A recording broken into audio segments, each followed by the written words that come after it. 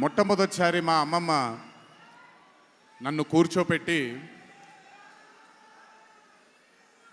మా ఊరు ఇది కుందాపుర దగ్గరే మా ఊరు, చిన్నప్పుడు మేము కొన్ని కథలు విని పెరిగాము అని నాకు చిన్నప్పటి నుంచి కొన్ని కథలు చెప్పడం మొదలుపెట్టేది.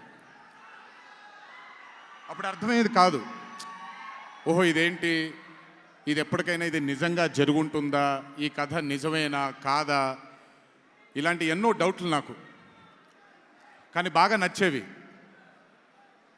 ఆవిడ చెప్పినప్పుడల్లా చాలా ఇంట్రెస్ట్ వచ్చేది.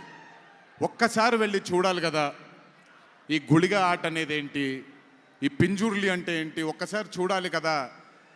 చిన్నప్పటి నుంచి నాటుకుపోయింది.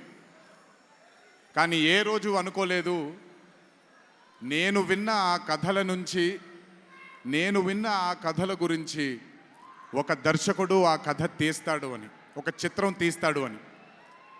And that was none other than my brother Rishab Shetty.